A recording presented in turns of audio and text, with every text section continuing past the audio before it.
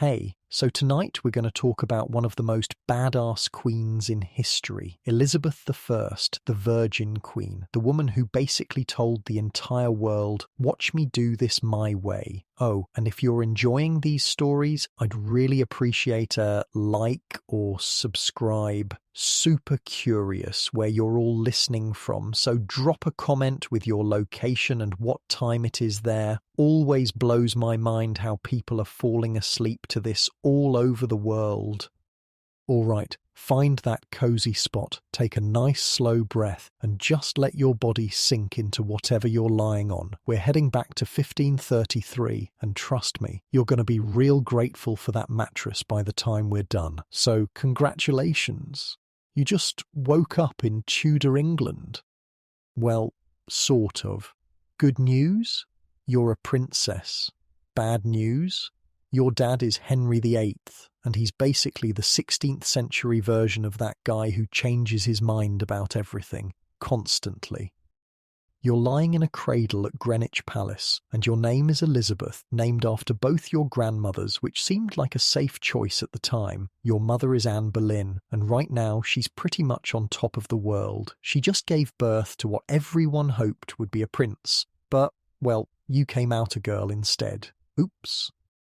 Your father is, how do I put this gently, disappointed, like massively disappointed. He just broke with the entire Catholic Church to marry your mum, caused a religious revolution, made enemies across Europe, all to get a male heir, and instead he got you. Don't take it personally though, it's not really about you, it's about him and his weird obsession with having a son.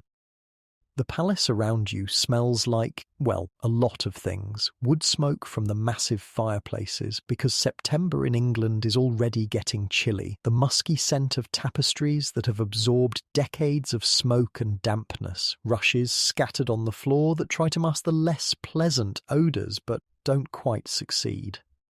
You can hear the Thames outside, water lapping against the stone walls of the palace, people shouting from boats, the clip-clop of horses on cobblestone courtyards. Your world is made of stone and wood and fabric, heavy, solid, but also kind of precarious. Because here's the thing about being born in 1533, your status can change overnight, and it does.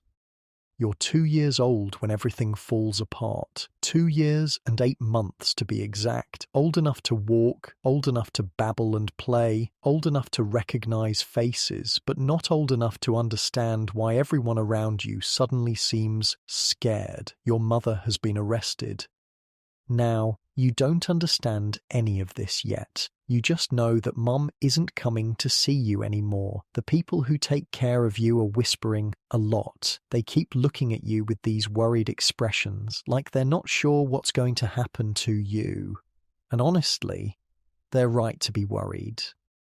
Your father has decided that your mother is guilty of adultery, treason, basically everything terrible you can imagine. The charges are, well, let's just say most historians think they were completely made up, but your dad wants to marry wife number 3, Jane Seymour, and your mum is in the way. So on May 19th, 1536, your mother is beheaded at the Tower of London. You wake up that morning a legitimate princess. You go to sleep that night as a bastard. Because here's how it works in Henry's mind. If your mother was guilty of adultery, then maybe you're not even his daughter. And if their marriage was invalid, which he's now saying it was, then you were never legitimate in the first place. Poof. Just like that. Your place in the royal succession vanishes. Your governess, Margaret Bryan, doesn't really know what to do with you. She writes to the Royal Council asking for guidance about, well, everything. What should you wear? Should she still treat you like a princess? Are you still a princess? Nobody has good answers. Your household gets smaller, less fancy. Your allowance gets cut. Some of your servants are dismissed. The fine clothes and toys slow to a trickle. You're moved from Greenwich to Hatfield House in Hertfordshire, which is lovely, don't get me wrong, but it's basically royal exile for toddlers. And here's the wild part. You adapt, because you're 2 years old and 2-year-olds are surprisingly resilient. You don't remember being a legitimate princess anyway, so this becomes your normal. Your new guardian is your half-sister Mary, who's 17 years older than you and complicated. Mary is your father's daughter from his first marriage to Catherine of Aragon. She's also technically illegitimate now, thanks to your dad's marriage gymnastics. So you two illegitimate princesses are stuck together.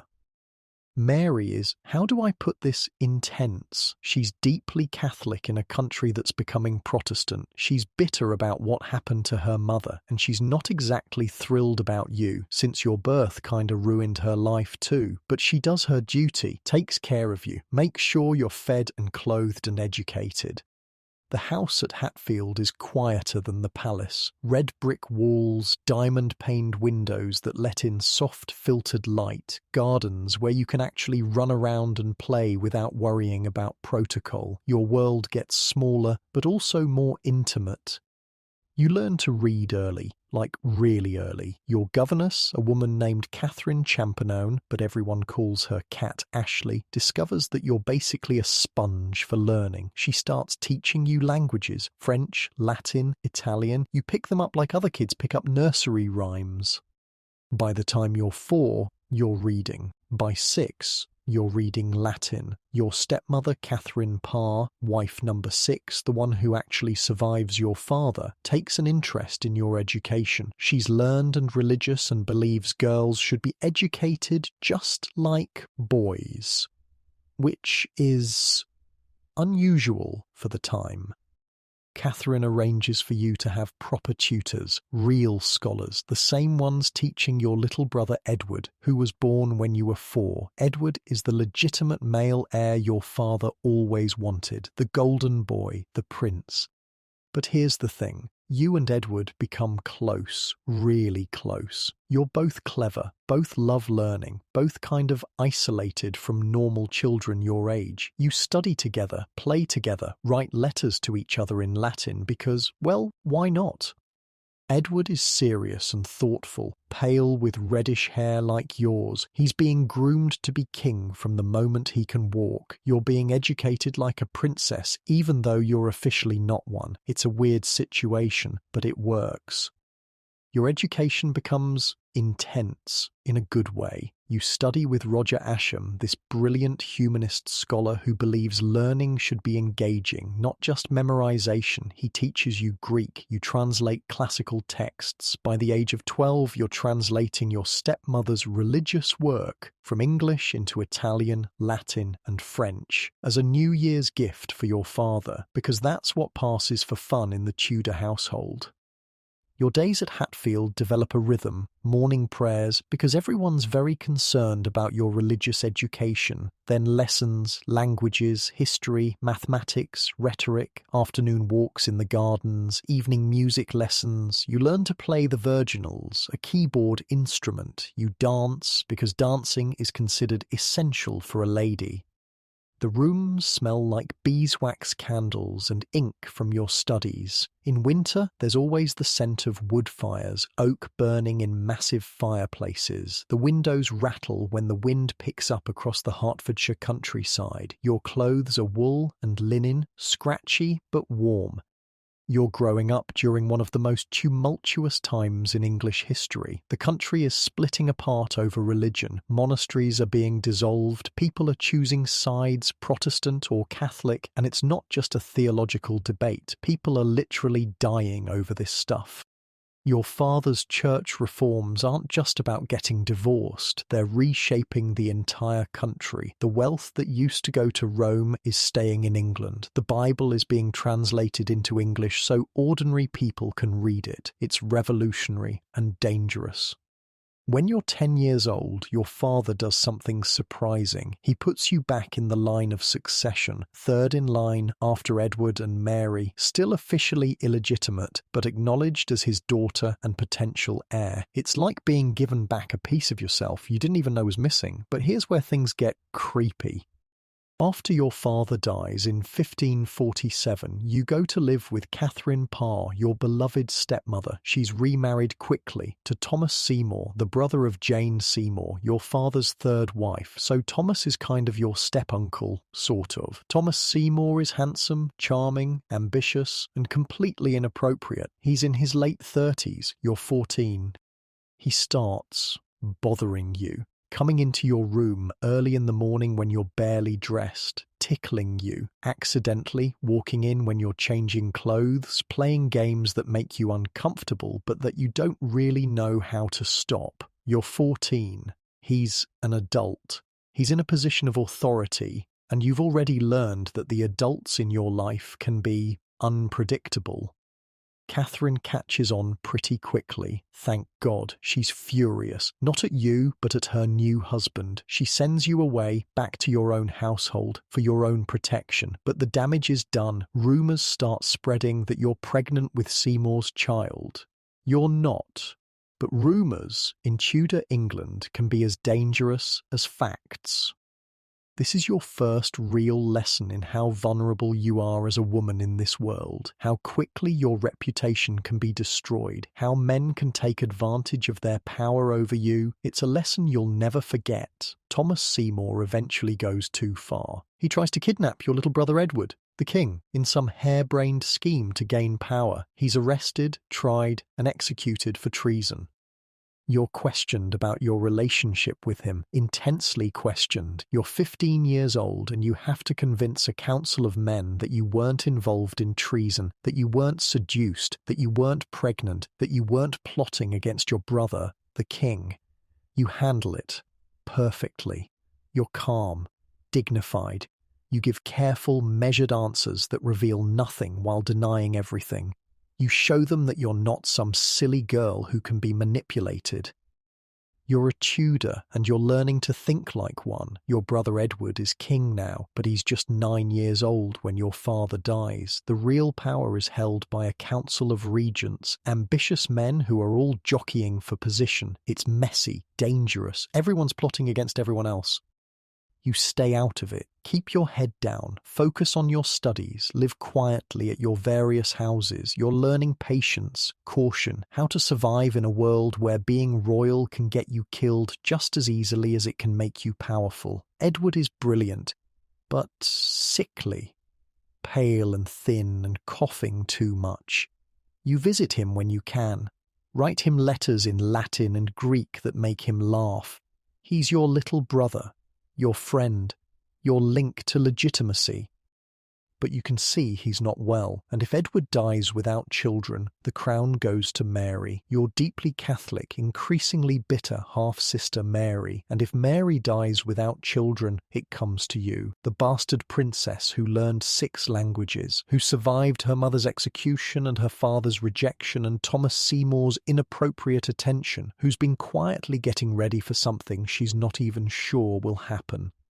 You fall asleep at Hatfield House on a cold winter night in 1552, listening to the wind rattle the windows. Tomorrow you'll wake up and study Greek with your tutor, practice your music, walk in the gardens, live the quiet life of a princess who might someday be queen. But tonight, you're just a young woman of 19, lying in a bed with heavy wool blankets, letting your body sink into the straw mattress, breathing slowly as the fire in your chamber burns low. You don't know yet that your brother Edward will die next year, that Mary will become queen, that you'll spend time in the Tower of London, the same tower where your mother was executed. For now, you're safe, warm, educated, prepared for whatever comes next, even if you don't know what that is yet. Sleep well, future queen.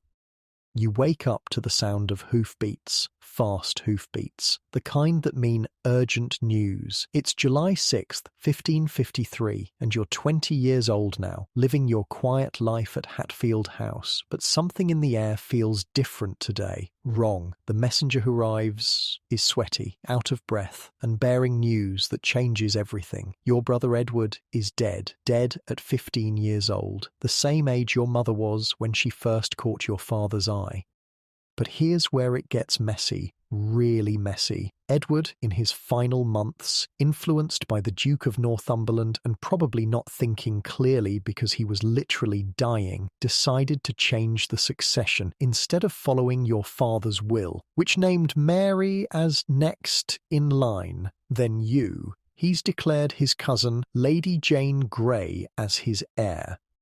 Jane Grey, sweet, scholarly, Protestant Jane, who is, and this is important, married to the Duke of Northumberland's son. What a coincidence, right? Jane is probably sitting in some manor house right now having the worst day of her life, because being declared queen when you're 16 and didn't ask for it, well, that's not exactly a blessing in Tudor England.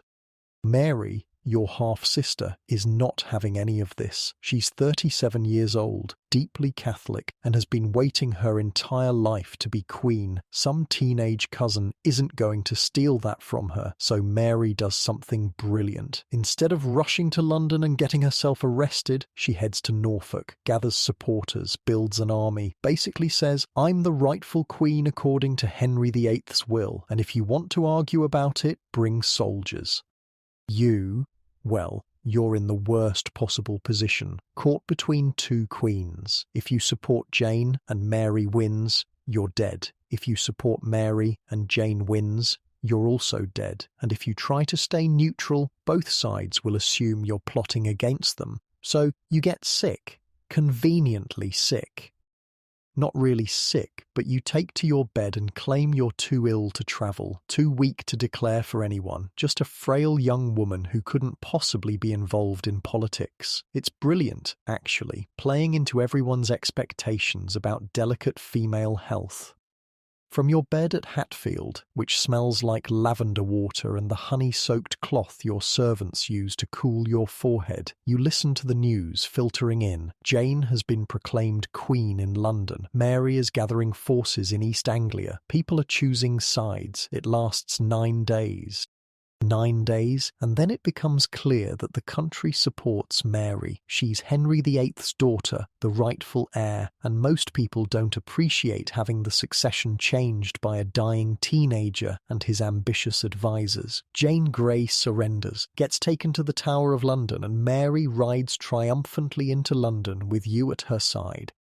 Because that's the thing, as soon as it's clear Mary has won, you recover from your mysterious illness and ride to meet her. Show solidarity, make it clear you're supporting the rightful queen. Mary seems pleased, relieved even. For a moment, a brief, shining moment, you think maybe this could work. Maybe you and Mary can be sisters. Maybe she'll let bygones be bygones. You're so naive. The early months of Mary's reign are tense. She's determined to bring England back to Catholicism, reverse all the religious changes your father and brother made, restore the old ways, and you were raised Protestant, educated by Protestant scholars. It's not just your religion, it's your entire worldview. But you're smart. You start attending Catholic Mass, you conform, you make the right noises about wanting to learn more about the true faith. You play the part of a confused young woman who needs guidance. It tastes like ash in your mouth.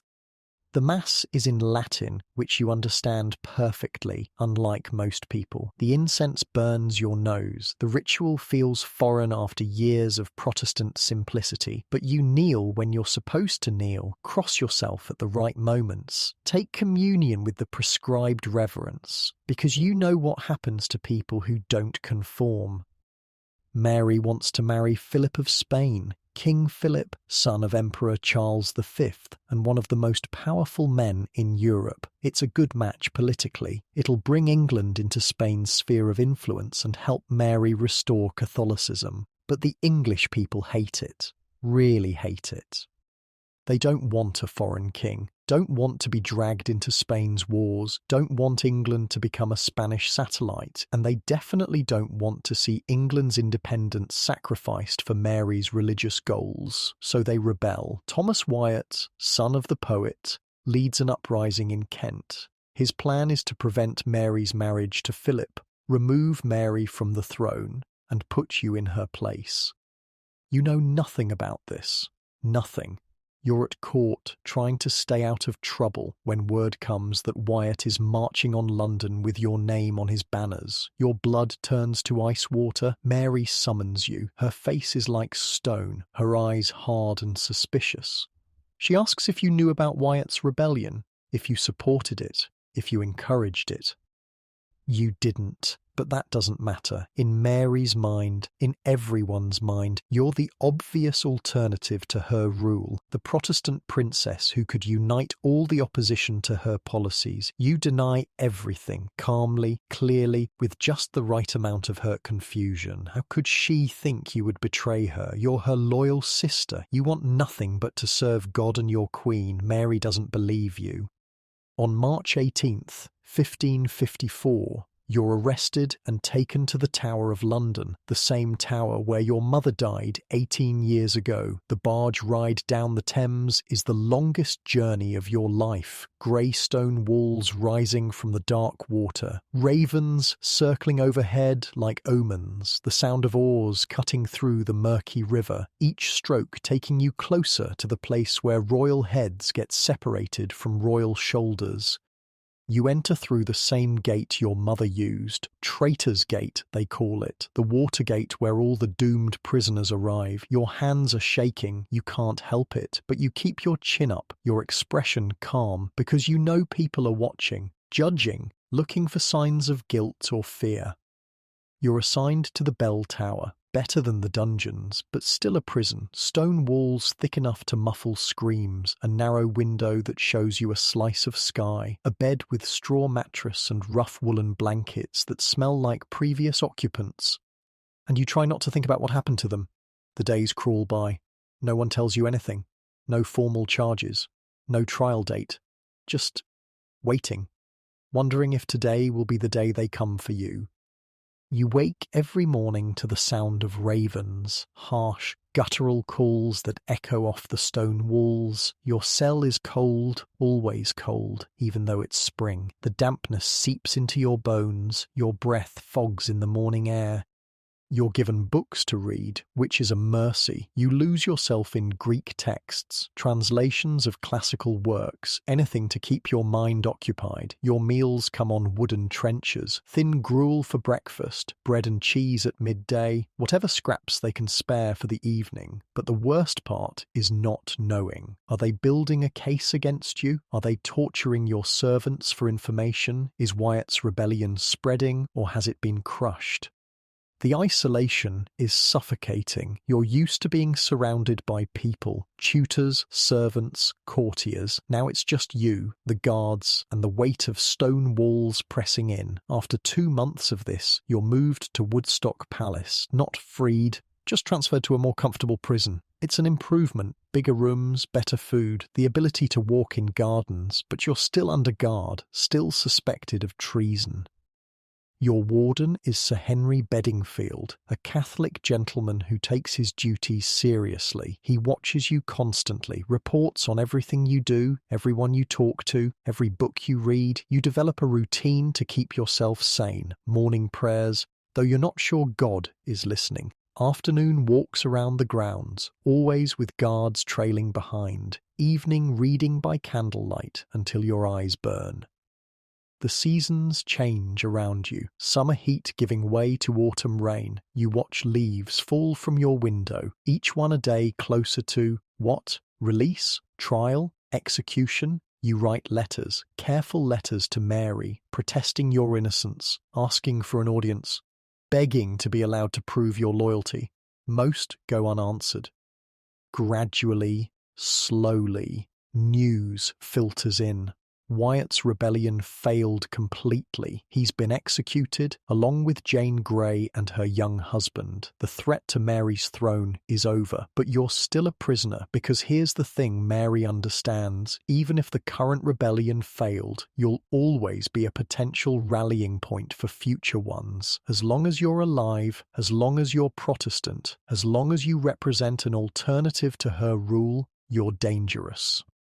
The smart thing would be to have you quietly executed, charge you with treason based on some trumped-up evidence, problem solved. But Mary can't quite bring herself to do it. You're her sister, her father's daughter, her last real family. And despite everything, despite the religious differences and the political complications, there's still some affection there. So you remain in limbo, not free, not dead, just suspended.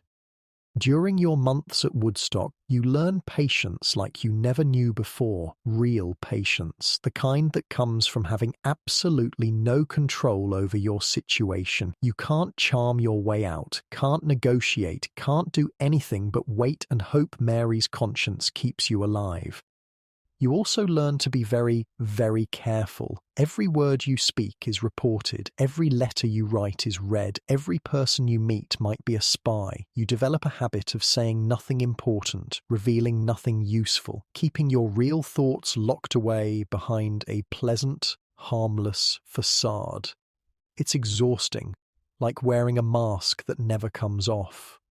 In April 1555, after more than a year of imprisonment, Mary finally summons you back to court, not pardoned, not forgiven, but no longer actively suspected of treason. You return to a court that's changed. Philip of Spain is now king, though the English barely tolerate him.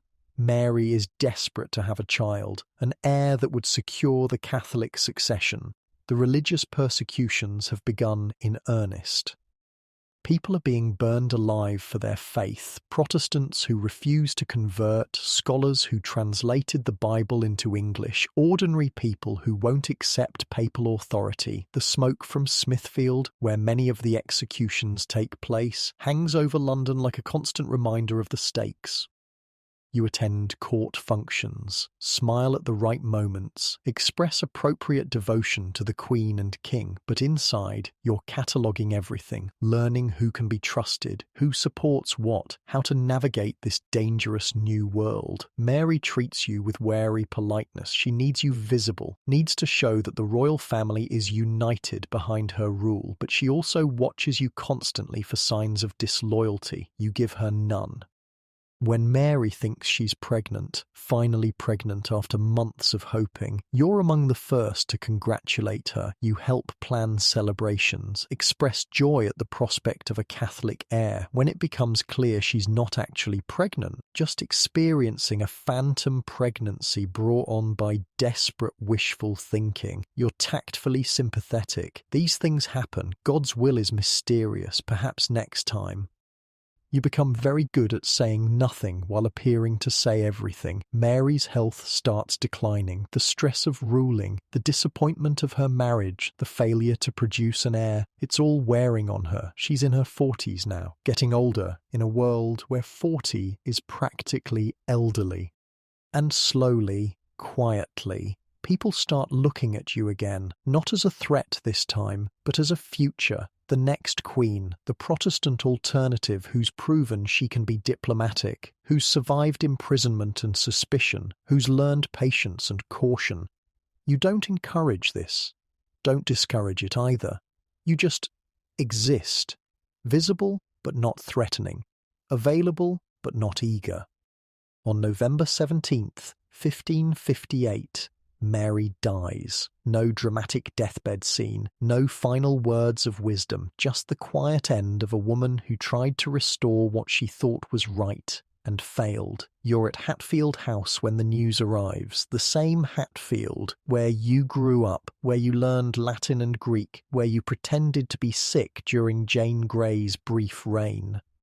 The courtiers arrive within hours, kneeling, proclaiming you queen. Elizabeth I, by the grace of God, Queen of England and Ireland. You're 25 years old. You've survived your mother's execution, your father's rejection, imprisonment in the Tower, years of religious persecution, suspicion of treason, and the constant threat of death. Now you're queen of a country that's broke, religiously divided, surrounded by enemies, and expecting you to fix everything.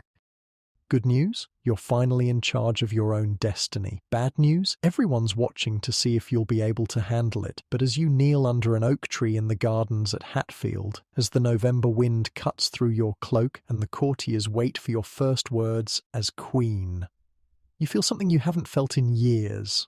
Hope. You've been preparing for this moment your entire life, through education, through survival, through learning to navigate the deadliest court in Europe without losing your head. Literally, tomorrow you'll ride to London, take possession of your kingdom, start the business of ruling. Tonight, you're still just Elizabeth, the bastard princess who learned 6 languages, who survived the tower, who's about to become the most powerful woman in Europe. Sleep well, Your Majesty. The crown is heavier than you expected. You're sitting in Westminster Abbey on January 15th, 1559, and the weight of it, well, it's not just the gold and jewels pressing down on your skull. It's the weight of expectation, of responsibility, of a kingdom that's been through hell and is looking to you to somehow fix everything.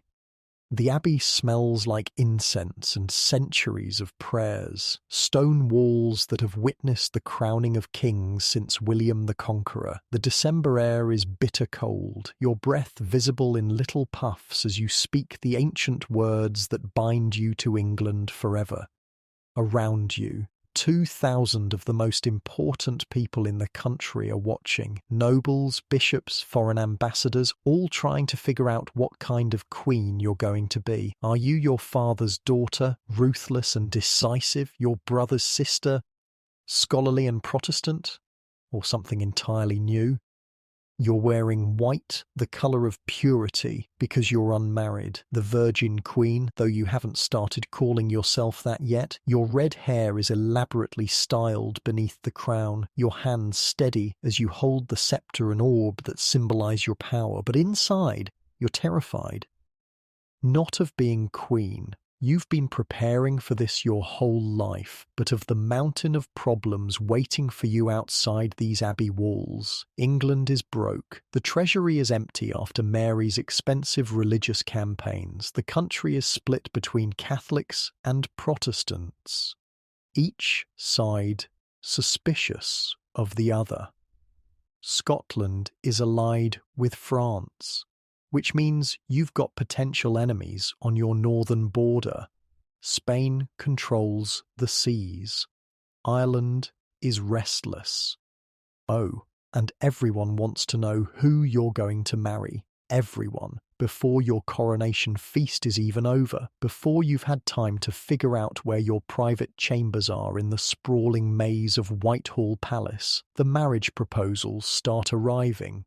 From kings, princes, dukes, archdukes, basically every eligible royal male in Europe. Because here's the thing, in 1559, the idea of an unmarried queen ruling alone is, well, it's unthinkable. Women aren't supposed to rule. They're supposed to marry men who rule. The fact that you're queen at all is seen as a temporary situation that needs to be fixed as soon as possible. Your advisors have lists, actual lists of potential husbands, with detailed analyses of the political benefits of each match. They spread these out on tables in council meetings like they're planning a military campaign. Philip of Spain, your dead sister's widower, who's offering to marry you and bring England back into the Catholic fold. Eric of Sweden, young, Protestant, and comes with a nice navy. The Archduke Charles of Austria, another Catholic option, but less politically complicated than Philip. You listen to all these proposals with a serene expression that reveals nothing. You ask thoughtful questions about dowries and treaty obligations. You appear to consider each option seriously. But here's what you're really thinking. Marriage means sharing power. It means your husband becomes king, not just king consort, but actual king with authority over you. It means your body belongs to him, for producing heirs and for whatever else he wants. It means England's interests become secondary to his family's interests, and you've worked too hard to get here to hand it all over to some man you barely know. Still, You can't just say no to everyone. That would be political suicide. Instead, you perfect the art of maybe. Maybe you'll marry Philip if he meets certain conditions. Maybe the Archduke Charles would be suitable if you could meet him first. Maybe, maybe, maybe. You become the Queen of Maybe. But there's one man who doesn't need to send formal proposals through ambassadors. One man who's been by your side since childhood, who has access to you that other suitors can only dream of. Robert Dudley, Sweet Robin, Your Eyes, the master of the horse who's never more than a few feet away from you during public appearances. Tall, handsome, charming, and absolutely inappropriate as a husband for the Queen of England. He's not royal. Not even close. His father was the Duke of Northumberland, the man who tried to put Jane Grey on the throne and got executed for treason. His family's reputation is complicated. Also, he's already married. But God, when he looks at you, when he leans close to whisper something in your ear during court ceremonies, when his hand brushes yours as he helps you mount your horse, the rest of the world just disappears. You've known him since you were children, played together, studied together, survived your father's court together. He was imprisoned in the Tower at the same time you were, in a different part for different reasons, but you both know what those stone walls feel like. There's something between you, has been for years, a connection that goes deeper than politics or protocol. When you're with Robert, you're not the Queen, you're just Elizabeth, the girl who learned Latin to impress her tutors, who survived her mother's execution and her sister's suspicions, who laughs at his jokes and trusts him with secrets she tells no one else.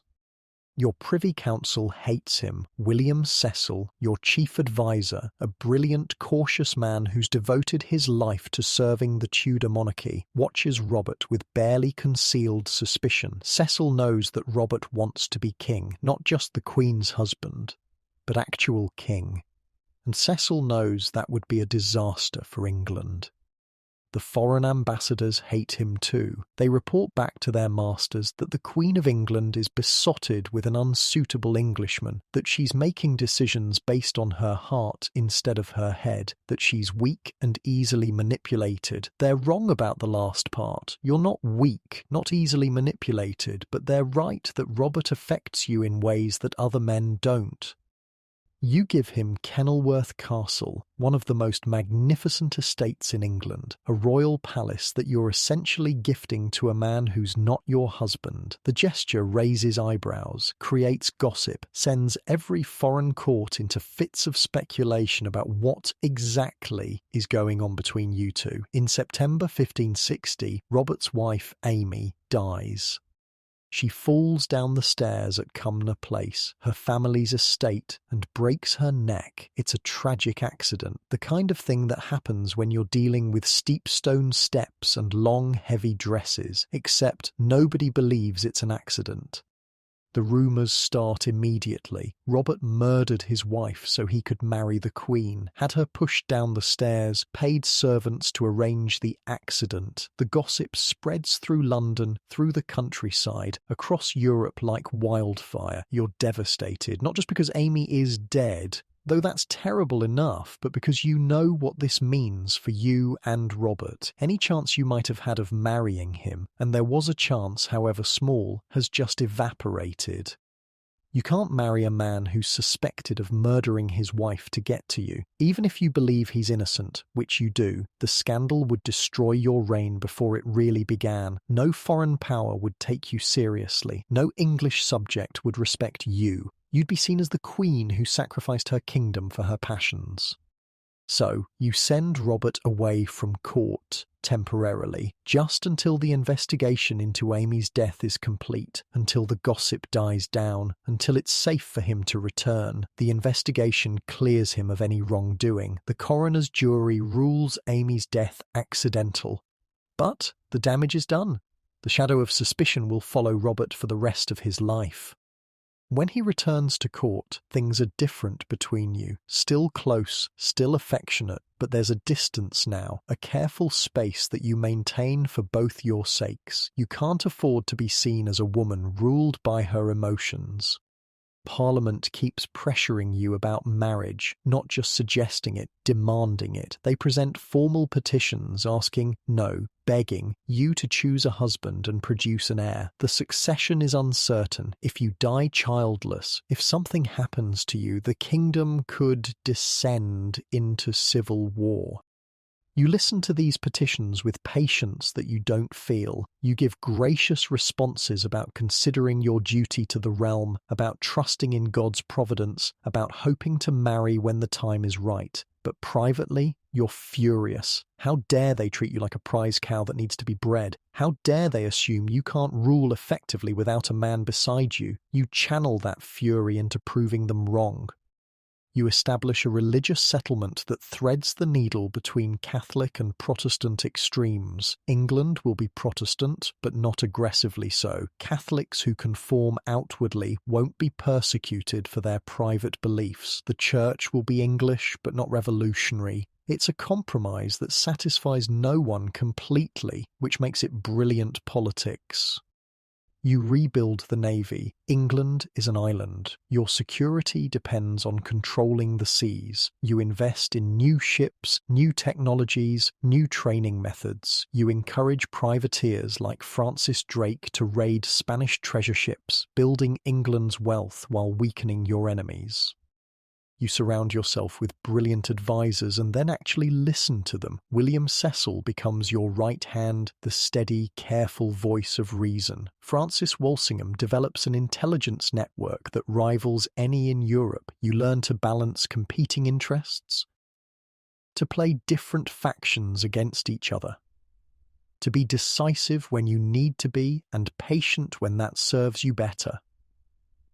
You also learn to use your unmarried status as a weapon. Every time England needs an alliance, you dangle the possibility of marriage. Need to keep Spain from attacking? Consider marrying Philip. Want France to stay neutral? Flirt with the Duke of Anjou? Need to secure Protestant support? Let rumours spread about Robert Dudley. Your virginity becomes one of your most powerful diplomatic tools. Meanwhile, a new threat is emerging from the north. Mary, Queen of Scots, your cousin, your rival, your potential successor, and a woman whose very existence complicates your life in ways you're still figuring out. Mary has spent most of her life in France, married to the French king's son, raised in the sophisticated French court. She's beautiful, accomplished, charming, and Catholic. She's also got a legitimate claim to the English throne, one that many Catholics consider stronger than yours.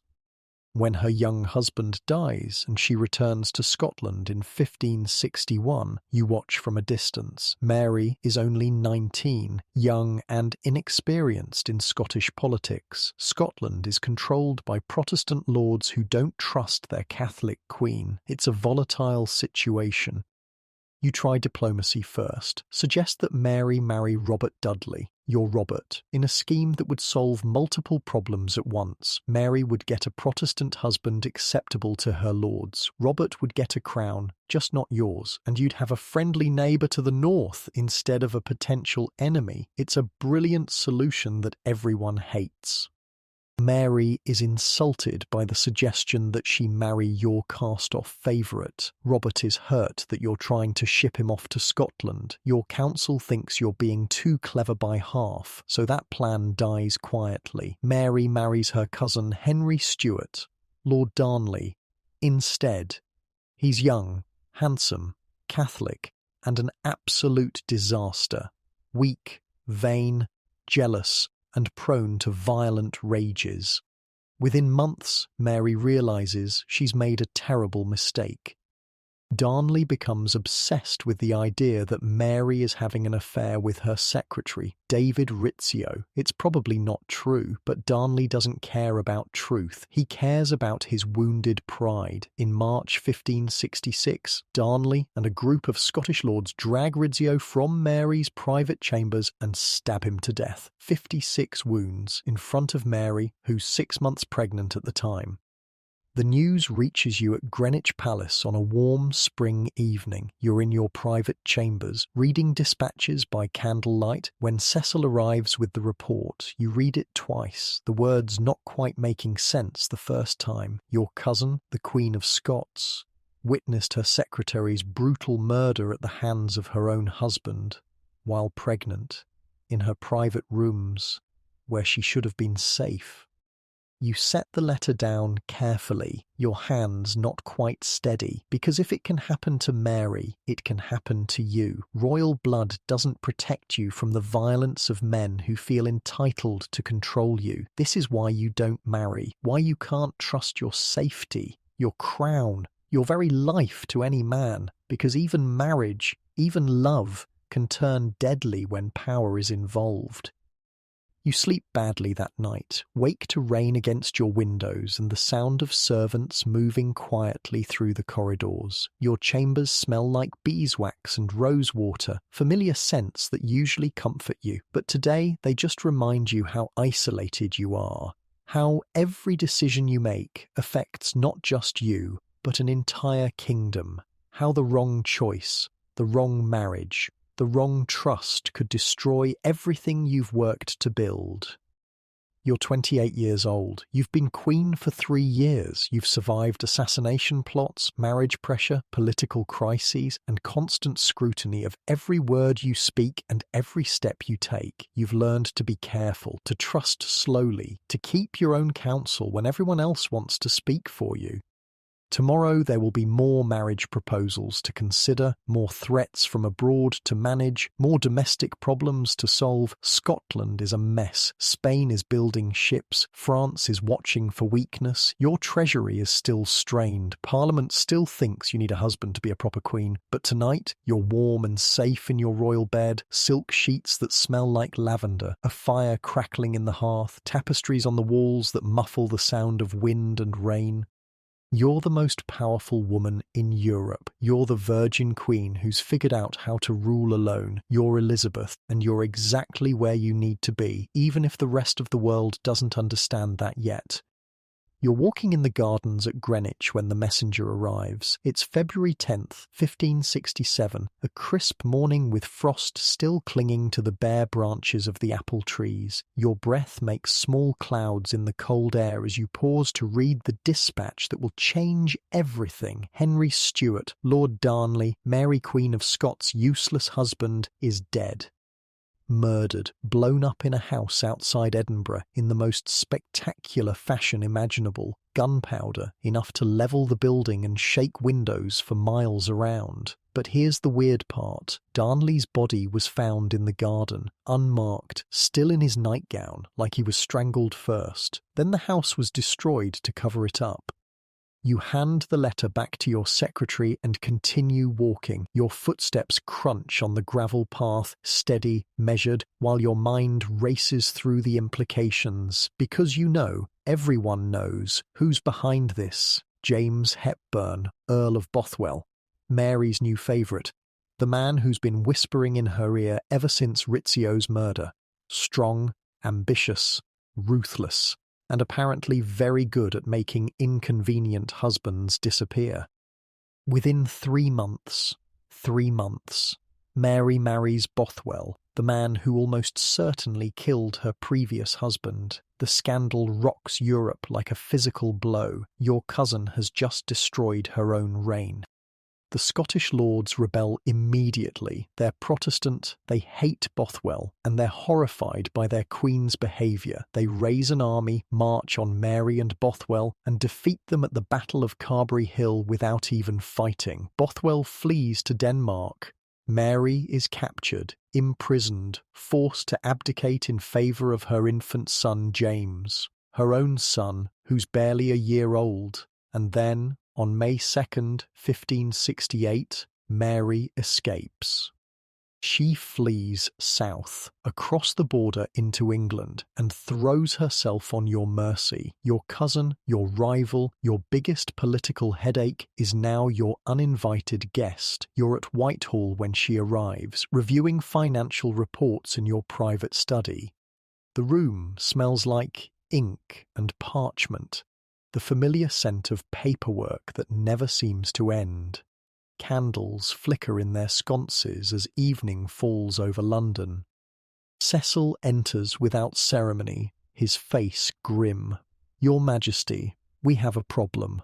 Mary Queen of Scots is at Carlisle Castle, asking for sanctuary, asking for help to regain her throne, asking you to do something, anything, about the mess she's made of her life.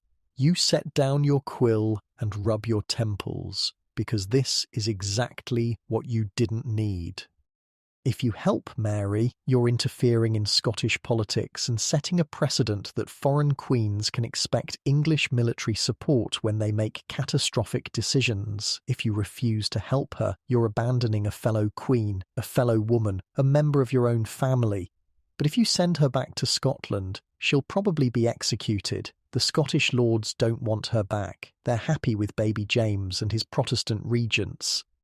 And if you let her go to France, she'll spend the rest of her life plotting to reclaim not just Scotland, but England too, because in Mary's mind, in Catholic Europe's mind, she's the rightful Queen of England. You're just the bastard usurper keeping her from her inheritance. So you do the only thing you can do. You make Mary your guest, your very, very closely watched guest. She's moved to a series of comfortable prisons, manor houses really, in the English countryside. Bolton Castle, Sheffield Castle, Chatsworth House, beautiful places with gardens and libraries and all the comforts a former queen could want, except freedom. Mary is 35 years old when she arrives in England. Tall, striking, with auburn hair and the kind of dramatic beauty that makes men write poetry. She's been queen since she was 6 days old, raised in the French court, accustomed to luxury and deference and getting her own way. Now she's a prisoner, politely treated, respectfully guarded, but a prisoner nonetheless. And she's going to be your problem for the next 19 years.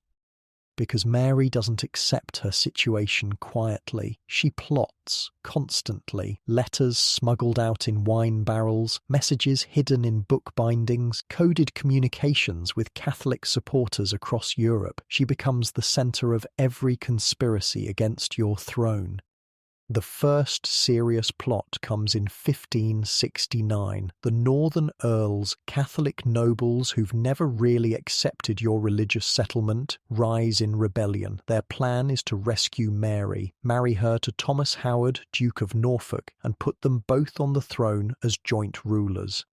You crush the rebellion without breaking a sweat. Your spy master Francis Walsingham, a thin, intense man with eyes like a hawk, has agents everywhere. He knows about the plot almost before the plotters do. Norfolk ends up in the Tower. The Northern Earls flee to Scotland. Their followers are executed, hanged in marketplace squares as examples to anyone else who might think rebellion is a good idea.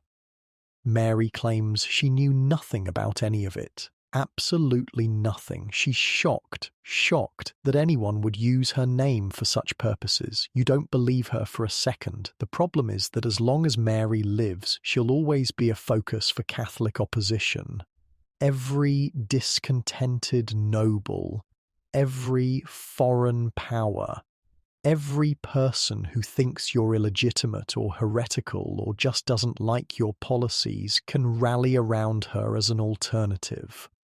Your advisors start suggesting, carefully, that maybe it would be better if Mary had an accident. Prison is dangerous. People fall down stairs, catch fevers, choke on their food. These things happen. You refuse. Absolutely refuse. You're not going to become the kind of ruler who murders inconvenient relatives. That's not who you are. It's not who you want to be, and it's not how you want to be remembered. But God, she makes it difficult.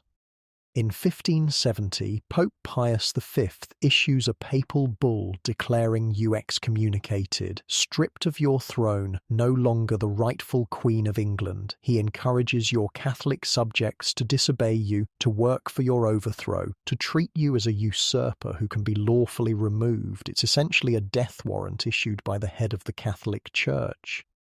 The bull doesn't have much practical effect. Most of your Catholic subjects ignore it, but it makes every conspiracy against you feel divinely sanctioned. It turns political opposition into religious duty. More plots follow. The Ridolfi plot in 1571. Another scheme to marry Mary to Norfolk and put them on the throne. Again, Walsingham's spies uncover it. Again, Norfolk ends up in the Tower. This time, you let Parliament execute him because you can forgive one act of treason, but not two. Meanwhile, your court becomes more magnificent with each passing year. You've been queen for over a decade now. You've survived multiple assassination attempts. You've proven you can rule alone. The initial skepticism about an unmarried queen has faded into grudging respect. Your progresses through the countryside become legendary spectacles. Every summer you load up hundreds of courtiers and servants and travel from estate to estate, letting your subjects see their queen, showing the flag in remote areas, and bankrupting your hosts with the expense of entertaining you properly.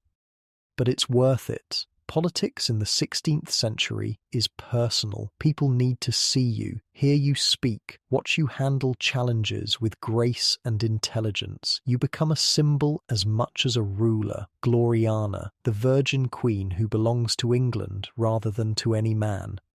Your courtiers compete frantically for your attention. They write poetry about your beauty, your wisdom, your divine right to rule. They wear your colours, adopt your badges, organise elaborate entertainments in your honour. Robert Dudley, still your sweet Robin after all these years, creates the most spectacular entertainment of all. In 1575, he invites you to Kenilworth Castle, the castle you gave him, for a 3-week celebration that costs him a fortune.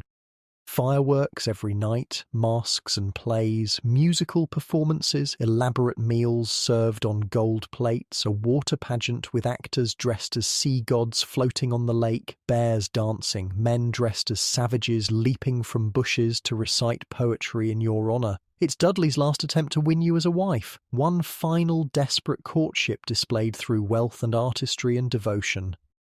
You enjoy every moment, dance until midnight, laugh at the performances, accept gifts of jewellery and books and exotic animals, but when the mask that's meant to end with a marriage proposal gets rained out, you don't wait for better weather. You leave, because you've made your choice years ago, and it wasn't Robert.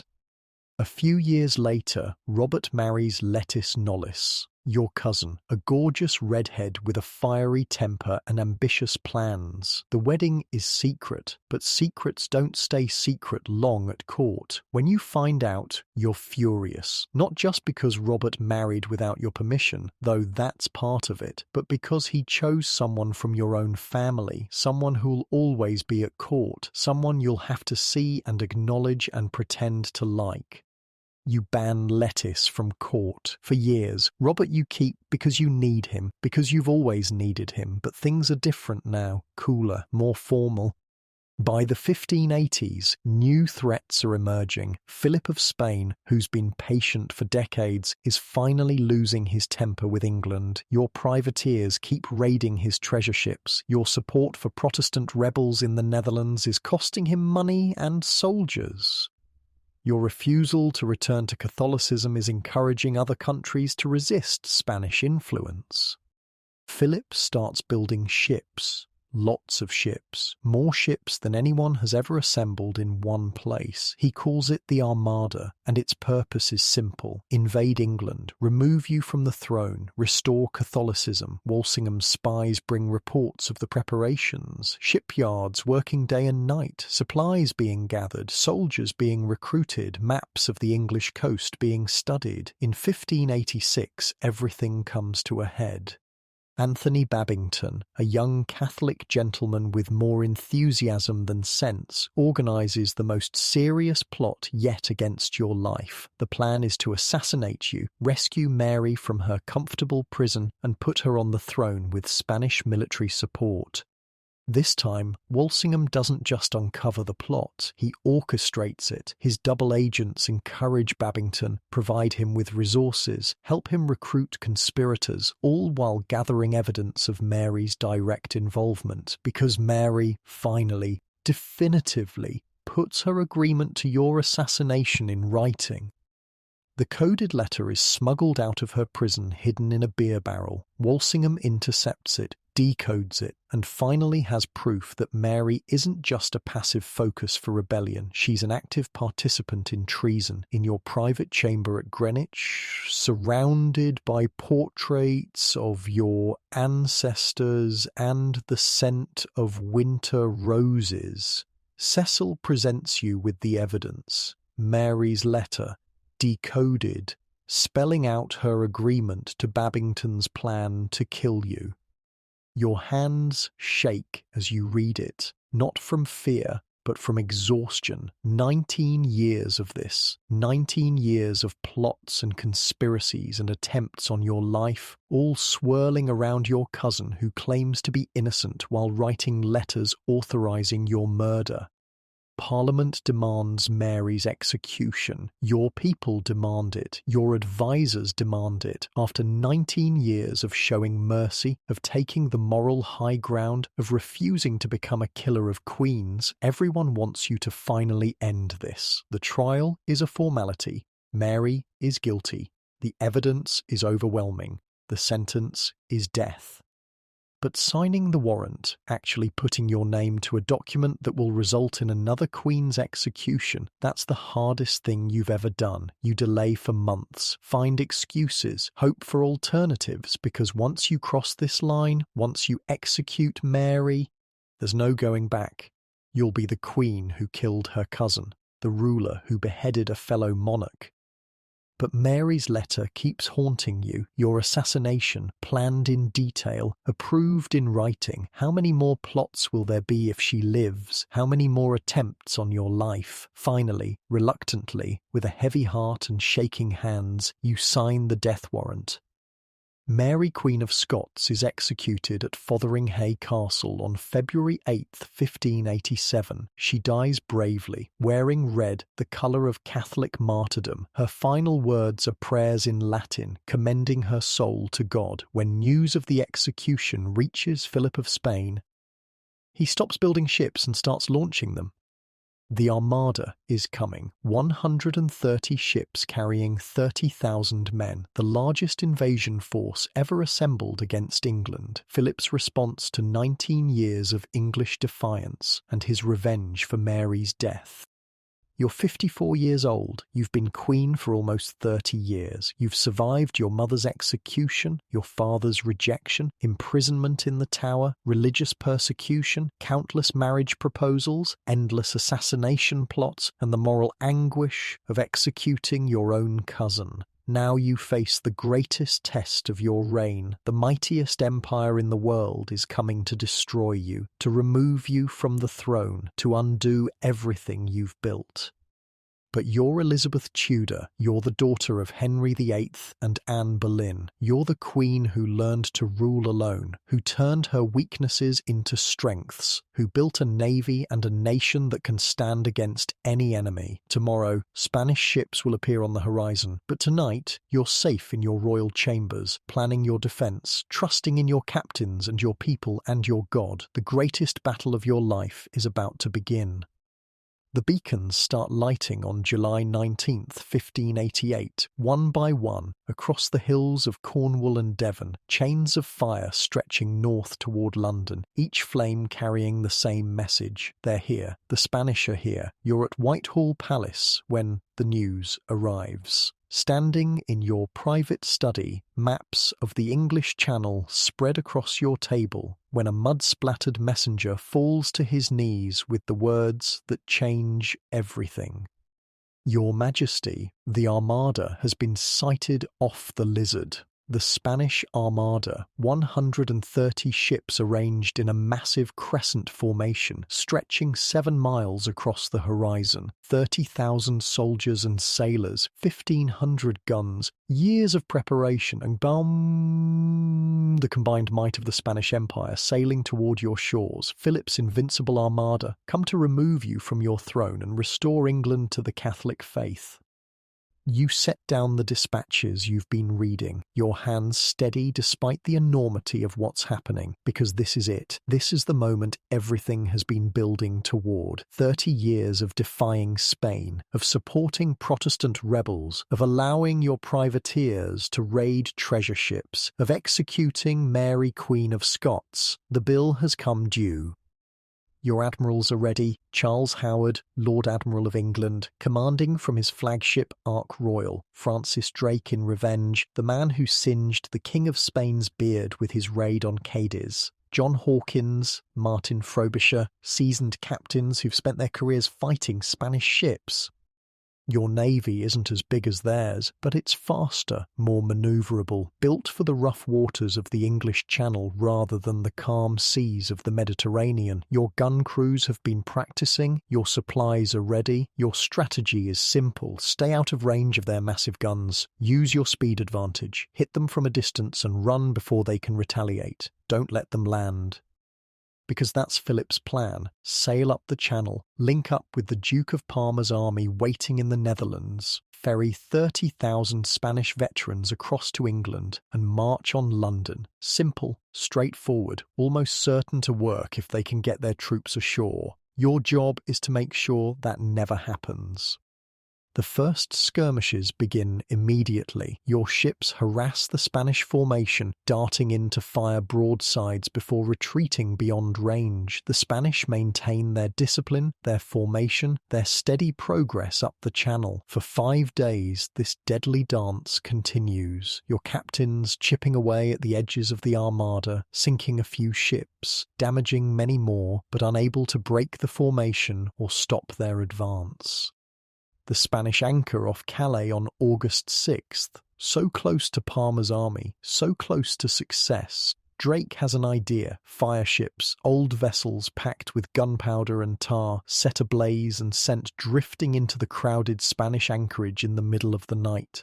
Not to sink ships, but to panic them. Force them to cut their anchor cables and flee into the darkness. It works perfectly. The Spanish fleet scatters in chaos, ships colliding in the dark, anchor cables cut in desperation, the tight formation that protected them for a week, broken apart by fear of floating bombs. At dawn on August 8th, your fleet attacks the scattered Spanish ships off Gravelines. This time, there's no formation to protect them, no unified response. Just individual ships fighting for their lives against your faster, more manoeuvrable vessels. The English guns speak with thunder that echoes across the Channel. Smoke drifts over the water like fog. Spanish ships, massive galleons that looked invincible just days ago, are battered into floating wreckage. The Spanish commander, the Duke of Medina Sidonia, makes the only decision he can: retreat. Sail north around Scotland and Ireland. Try to reach Spain with whatever ships survive. The Armada, Philip's great enterprise, his answer to decades of English defiance, limps away from the English coast like a wounded animal. But you don't know the outcome yet, not while the battle is raging, not while Spanish soldiers might still land on English beaches. So you do something unprecedented. Something that will echo through history books for centuries. You go to Tilbury, the army camp where 20,000 English soldiers are waiting, just in case the Spanish break through your naval defences, where your people, your subjects, your soldiers need to see their queen. You arrive on August 9th wearing a silver breastplate over a white velvet dress. A ridiculous combination that shouldn't work but somehow does. Armour that proclaims you're ready to fight. Feminine dress that reminds everyone you're a woman doing what queens aren't supposed to do. The soldiers cheer when they see you, really cheer, not the polite applause of courtiers, but the raw enthusiasm of men who are genuinely happy to see their monarch sharing their risks. You ride among them on a white horse, talking to captains, thanking sergeants, letting common soldiers see that their queen isn't hiding in some palace while they face danger, and then you give the speech. Standing before thousands of armed men, your voice carrying across the camp in the summer air, you speak words that will be remembered as long as English is spoken. My loving people, I know I have the body of a weak and feeble woman, but I have the heart and stomach of a king. And of a king of England too. The soldiers roar approval. These men who are prepared to die for you, now certain they're serving a queen worth dying for. I think foul scorn that any prince in Europe should dare to invade the borders of my realm. More cheers, because you're not just promising to defend England, you're taking it personally. This isn't just politics, it's an insult to your honour, an attack on your family. The speech becomes legendary, copied in letters, repeated in taverns, passed down through generations. The moment when the Virgin Queen became Gloriana, the warrior queen who stood with her people against the greatest empire in the world. But you don't know that yet. Right now, you're just a 54-year-old woman trying to inspire an army, hoping your navy has done its job, praying that England will survive the next few days.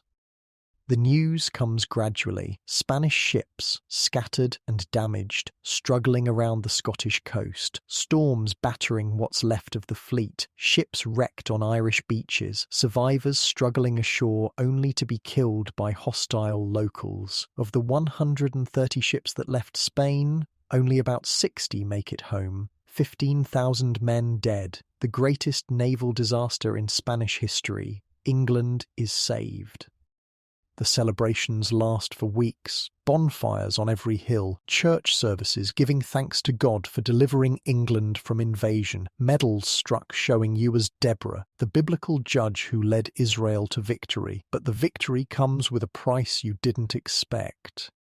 Robert Dudley, your sweet Robin, your oldest friend, dies just days after the Armada's defeat, as if he held on just long enough to see England safe, then let himself go.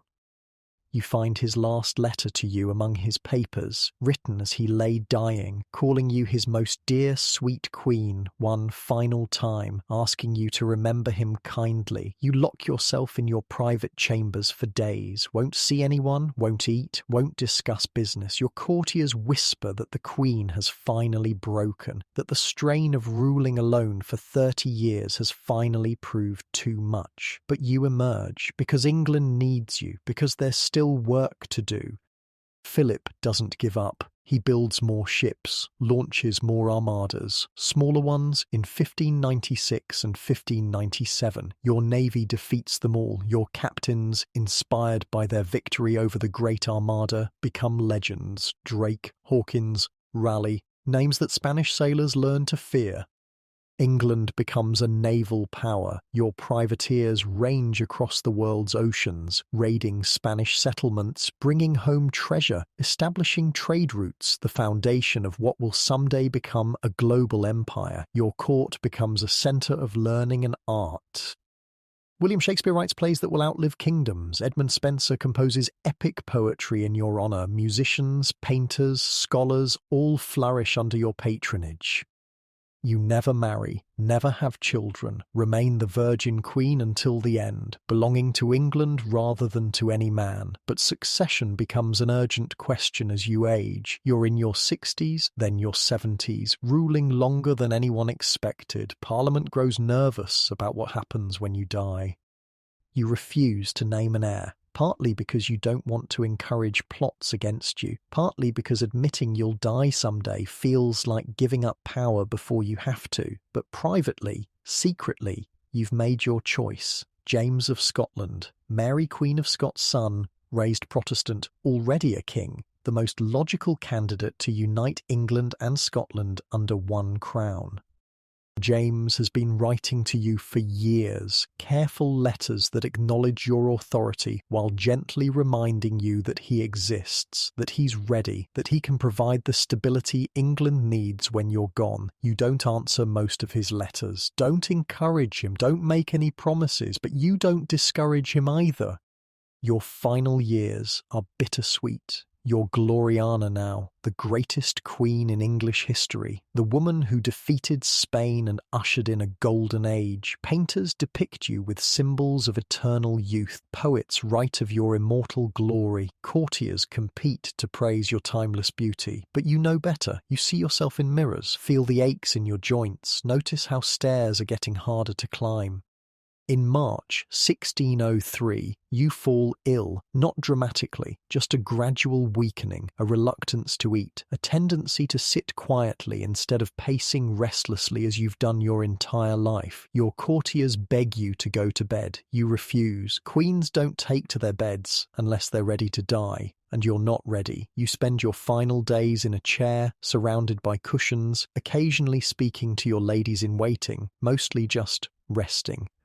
On March 24th, 1603, just before 3 a.m, you die quietly. No dramatic last words, no deathbed speeches, just the peaceful end of a remarkable life. You've reigned for 44 years, longer than your father, longer than any English monarch in centuries, long enough to transform a bankrupt, divided, threatened country into a confident, prosperous, powerful nation. James of Scotland becomes James I of England, uniting the two kingdoms as you'd planned. The Tudor dynasty ends with you, but the England you created endures. Shakespeare will write plays about kings and queens, but he lived through the reign of the greatest monarch England has ever known. The Virgin Queen who proved that a woman could rule alone, could lead armies, could defeat empires, could create a golden age that people will remember for centuries. Your story becomes legend, the bastard princess who survived everything Tudor England could throw at her, who turned her weaknesses into strengths, who made her virgin status a source of power rather than shame, who faced down the Spanish Armada with a speech that still gives people chills. But tonight, as you listen to this story from whatever comfortable bed you're lying in, remember that Elizabeth was human too, a woman who felt fear and loneliness and doubt, who made hard choices with incomplete information, who sometimes lay awake wondering if she was doing the right thing. She succeeded not because she was perfect, but because she was persistent, because she learned from her mistakes, because she surrounded herself with good people and actually listened to them, because she put England's interests ahead of her own, even when that meant staying unmarried, even when that meant executing her cousin, even when that meant facing the greatest invasion force in European history. Elizabeth Tudor died 400 years ago, but her example lives on, the proof that women can lead, that outsiders can succeed, that being different isn't a weakness, that sometimes the most unlikely person becomes exactly what the world needs. So sleep well, knowing that one determined woman changed the course of history, that courage and intelligence and sheer stubborn persistence can overcome almost any obstacle, that Elizabeth, the bastard princess who became Gloriana, would be proud to know that people still remember her story. Sweet dreams, and remember, you have the heart and stomach of a king too.